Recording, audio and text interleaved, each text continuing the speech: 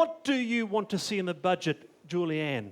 I'd like to see the government do something meaningful to reduce house prices, particularly in Auckland, to ensure that we don't have so many people struggling at the bottom, and to take some meaningful action on climate change. What can they do? What can they do for such a complex issue? They could build more state houses. Build more homes, Build more Wallace. houses. It's pretty simple. 3 words should be in the budget tomorrow. Build more homes. That's what's going to solve the housing crisis. And how many homes? I mean, you said, didn't you, a couple of years ago, or a year ago, 10,000 homes a year for 10 years. Is that ever possible? Yeah, is that ever possible? Is that a pipe dream? We've actually built 10,000 homes a year in New Zealand before. In the Norman Kirk Labor government, we were able to do that then. We can definitely do it now. But more than anything, we've got to do it. I mean, there is no way, and maybe David will be the first national politician to say it is a crisis, because it is a crisis if people are living in cars and garages, and we've got the lowest home ownership rate in 65 years. That's a crisis. Build some houses. All right, okay. You don't have to toe the party line on this. So let me ask you directly, just honestly, from Hamilton East side, does New Zealand have a housing crisis? Well, I think... Does New Zealand have a housing crisis, yes or no? No, I don't think we do. I think we've got a situation where there's a lot of people looking for homes, and there's a building program that's going on. So a few people are looking for homes, but it's just a bit of a... So if Labor calls everything a crisis. They said we had a crisis in manufacturing. That soon died away when they saw the economy was growing. It's a convenient term that they use, and it's not actually... I'm pretty sure it's the not just reality is Labor. that we have got a strong economy out there that's building a lot of homes. I'm pretty sure it's not just Labor saying that there's a problem. Auckland's now one of the most unaffordable cities in the entire world. And we know that there are more people struggling to find homes and people living in streets, living in cars. And that's just unacceptable in New Zealand. And this government has had 8 years to deal with rising house prices and done nothing. This hasn't just happened though, has it? Yeah. No, it's this is not a problem. This out. is not National's problem. It's an inherited problem, isn't it, Grant? Well, it certainly got worse in the last 8 years. And when you have the head of the Employers and Manufacturers Association coming out and saying what's been done now isn't working, you've got the head of the Council of Trade Unions saying it's not working, you've got almost every community agency.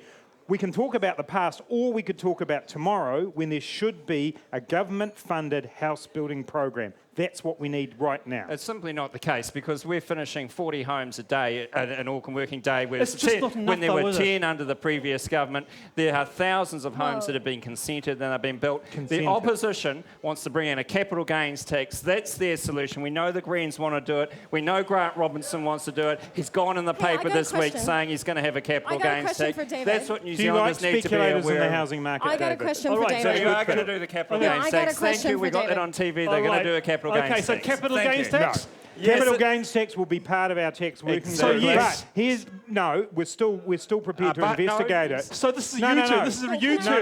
No, it's not. It's always been part of our plans to look into it. We won't be going to the 2017 election. But David has to answer this question. Is he prepared to let speculators buy up to 80% of the houses in South Auckland? Because that's what happened in the last few months. Is that okay? That is not true. It is true. And the Labor Party has said that they're not going to the 17 election with a capital gains tax, but in 20 they will be. And so if anyone elects them in 17, they know that next time around they will bring a capital gains tax. Quick. Question for David.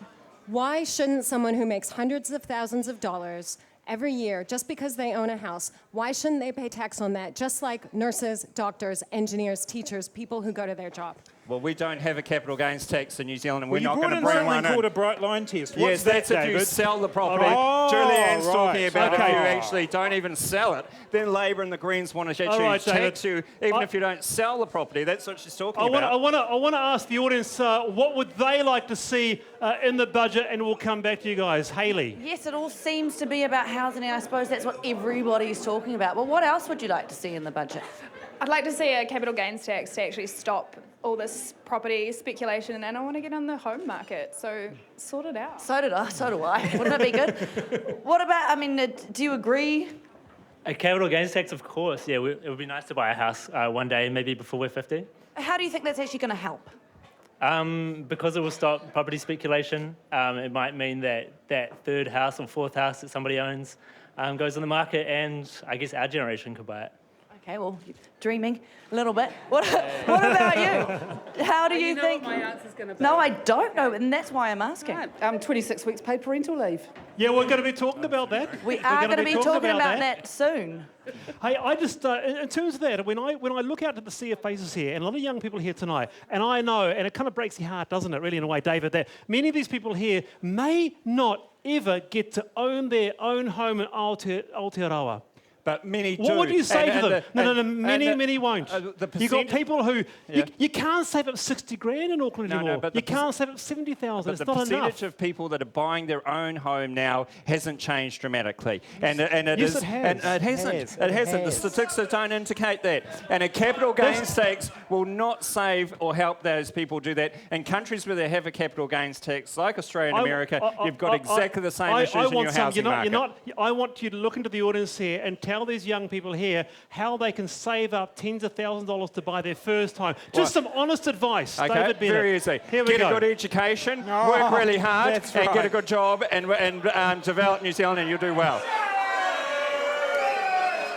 All right, get a good education, get a good job, And work work hard. hard. Final thoughts briefly to that. Well, we've talked a lot about housing, but there are other things that need to be in the budget, and a big one of those is in the health sector. And what I really hope, putting all politics aside, is that there's some money for mental health services in the budget. All right, just round the panel briefly, 10 seconds each. Predictions for tomorrow. Prediction, Julianne.